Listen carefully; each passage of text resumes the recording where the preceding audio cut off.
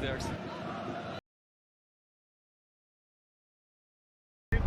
ini ada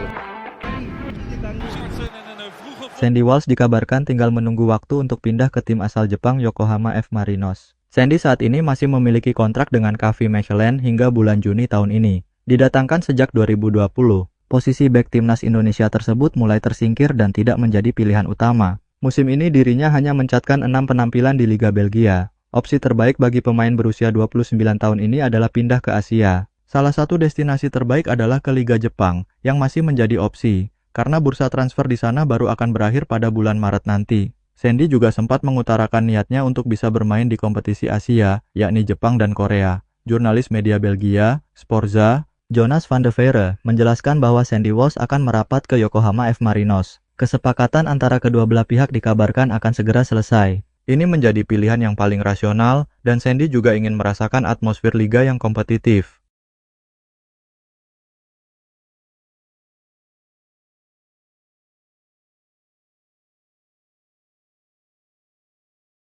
Setelah petualangan bersama Indonesia, kini petualangan berikutnya menanti di Jepang. Sandy Walsh, yang kontraknya akan berakhir dengan KV Mechelen, hampir pindah ke klub papan atas Asia, Yokohama F. Marinos. Ketulis Jonas van de Veere, saat ini komunikasi antara pihak klub dan Sandy sedang berlangsung. Kesepakatan ini diprediksi akan menemukan hasil pada hari Sabtu nanti. Tentunya, hal tersebut menjadi pilihan terbaik saat ini agar bek kelahiran Brussels ini bisa terus menjaga performanya. Sandy Walsh dalam perjalanan menuju klub papan atas Jepang, Yokohama F. Marinos. Semua pihak sedang mengerjakan detail-detail terakhir. Kesepakatan harus diselesaikan pada hari Sabtu, tutupnya. Sebelumnya Sandy dirumorkan akan merapat ke tim Liga Jepang Urawa Reds. Kabar ini disampaikan oleh laman Twitter salah satu pencinta Urawa yakni @fukumitsu F. Kabar ini kemudian menjadi topik perbincangan hangat di media sosial. Rumor, Urawa merekrut bek asal Indonesia, Sandy Walsh, dari klub divisi 1 Belgia, KV Mechelen, tulis akun tersebut.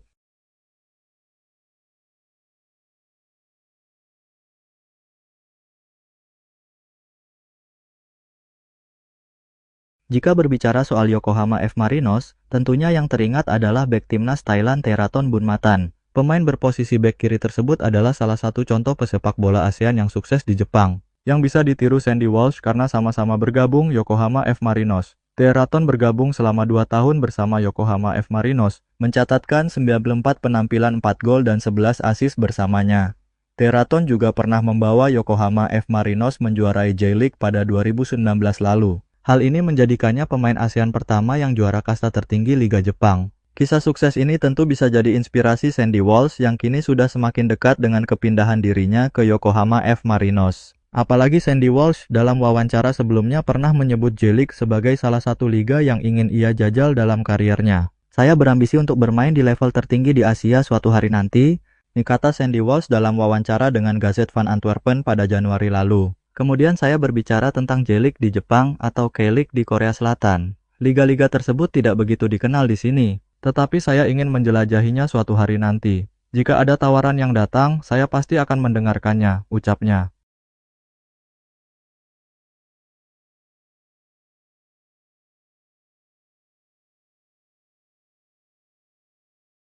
Berita selanjutnya datang dari pemain Go Ahead Eagles, Dean James, terbuka untuk membela timnas Indonesia. Dean sendiri saat ini menjadi salah satu pilar penting untuk tim yang berlaga di kasta pertama Liga Belanda tersebut.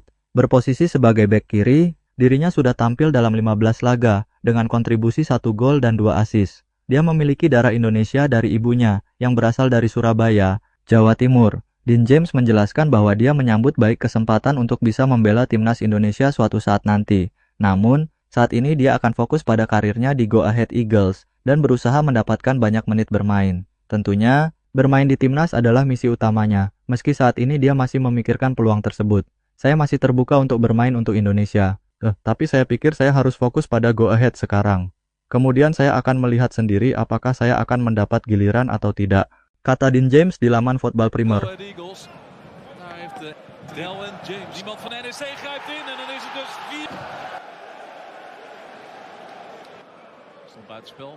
Pemain berusia 24 tahun tersebut cukup eligible menurut FIFA untuk menjadi bagian dari skuad Garuda. Dia memiliki garis keturunan yang dekat dan bisa diproses untuk menjadi WNI. Selain itu, pemain kelahiran Leiden ini belum memiliki caps di timnas senior Belanda. Ini menjadi modal penting untuk dirinya bergabung ke timnas Indonesia. Menariknya, Dean juga mengikuti perkembangan timnas saat ini. Salah satunya saat Patrick Kluivert mengambil alih posisi Shin Tae-yong dari kursi kepelatihan timnas Indonesia. Menurutnya, ini adalah langkah yang positif, karena Patrick membawa asisten yang memiliki rekam jejak baik, yakni Alex Pastoor, Gerald Van den Burg dan Danny Lanzat. Dia masih memiliki keinginan untuk bisa mendapatkan panggilan bertugas di skuad Garuda. Tentunya, ini akan membuat persaingan di posisi bek kiri semakin sengit karena ada Calvin Verdong dan Shane Patinama di posisi tersebut.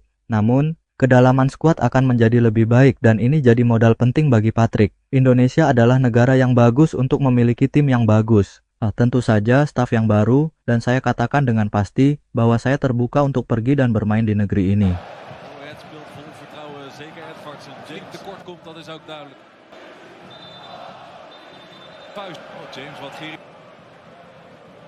Sementara itu, media lokal Vietnam Soha mengingatkan negara Asia Tenggara untuk mewaspadai kekuatan timnas Indonesia. Mereka menyebut skuad Garuda era pelatih Patrick Kluivert bakal lebih garang. Opini tersebut muncul setelah Federasi Sepak Bola Indonesia alias PSSI dipastikan kedatangan 3 pemain keturunan asal Belanda dalam waktu dekat ini. Mereka adalah Ole Romeni, Tim Gaypens, dan Dion Marks.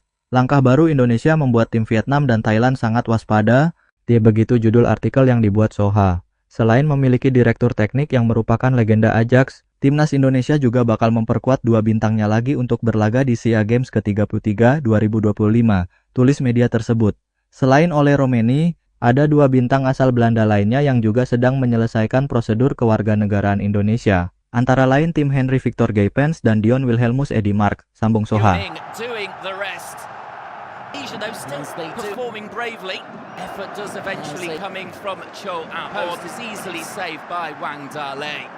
Keputusan pemberian kewarganegaraan kepada ketiga pemain itu diambil dalam rapat paripurna DPR RI. Rapat digelar di Jakarta pada 4 Februari, dan DPR RI menyetujui seluruh prosedur naturalisasi para pemain tersebut, ulas Soha. Romeni, Marks, dan Gaypens hanya menunggu penerbitan keputusan Presiden, Kepres, dan pengambilan sumpah kewarganegaraan RI yang dijadwalkan di London, Inggris, pada 8 Februari 2025. Ole Romeni berposisi striker kelahiran 20 Juni 2000. Pemain yang saat ini memperkuat klub Inggris, Oxford United tersebut sudah pernah membela timnas Belanda kelompok umur, mulai U18, U19, hingga U20. Tim Gaypens lahir pada 2005 dan berposisi sebagai bek kiri untuk klub Emmen Belanda. Dion Marks juga lahir pada 2005 di Belanda. Saat ini bermain untuk NEC Nijmegen dan merupakan salah satu bek tengah muda berprestasi di Liga Belanda, puji Soha.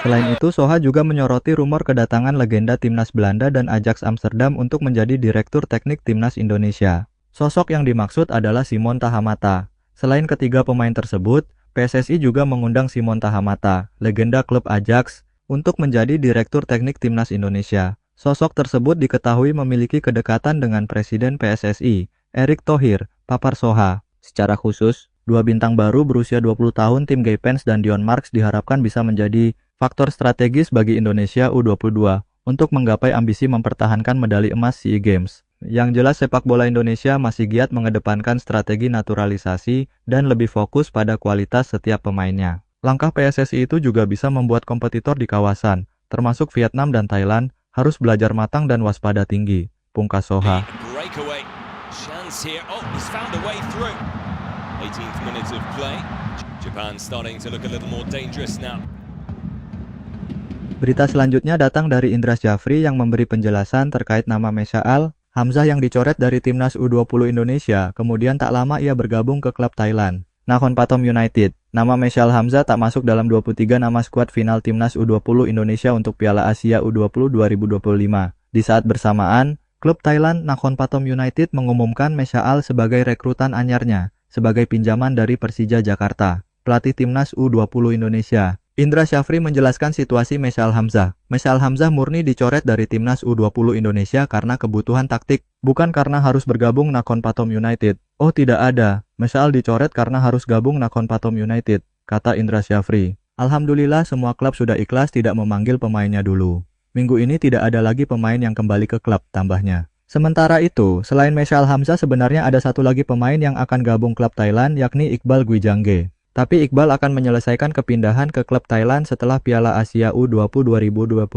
Hal ini dikatakan oleh Indras Jafri pada Januari 2025 lalu. Bisa mencapai tujuan akhir dari melalui beberapa kali TC dan event AFF. Ada 2 pemain timnas U20 Indonesia yang saya izinkan untuk tanda tangan kontrak ke klub Thailand, kata Indras Jafri Januari lalu. Kedua pemain itu Meshal Hamzah dan Iqbal Gwijangge. Saya selalu dukung pemain yang ingin bermain di klub luar dan bisa kembangkan diri. Untuk Iqbal Gwijangge prosesnya akan dilanjutkan setelah Piala Asia U20 2025. Ya, saya hanya memberikan ruang untuk mereka bisa mengembangkan dirinya ke klub lain, imbuhnya. Selain Meshal, Arkan Kaka dan Rizky Afrizal menjadi 3 nama langganan Timnas U20 Indonesia yang dicoret untuk skuad Piala Asia U20 2025. Sebagai gantinya, ada 3 muka baru yang mengisi Timnas U20 Indonesia yakni Evandra Florasta, Aulia Rahman dan Fafa Sheva Rustanto. Jadi adanya 3 pemain baru itu yang sukses mengeliminasi 3 pemain lama seperti Rizky Afrizal, Arkan Kaka, dan Meshal Hamzah. Makanya saya apresiasi kompetisi usia muda kita. Saya apresiasi pembinaan di klub karena ketiga pemain baru itu bisa masuk ke 23 nama terbaik Timnas U20 Indonesia, tambahnya. Untuk kita pastikan ya.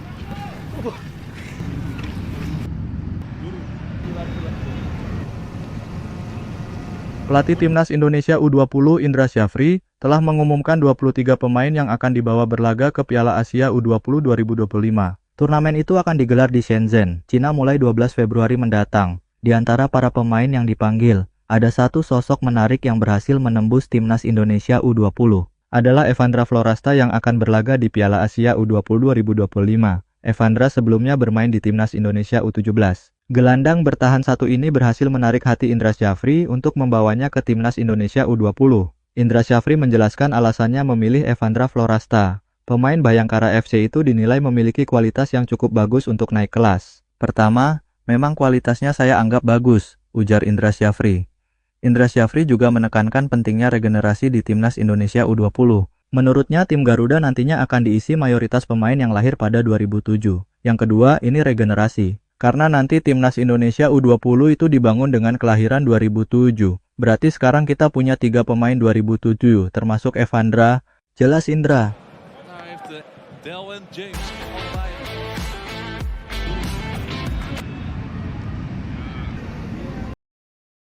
Bagaimana kita bisa mencapai tujuan akhir dari Een vroege voorsprong voor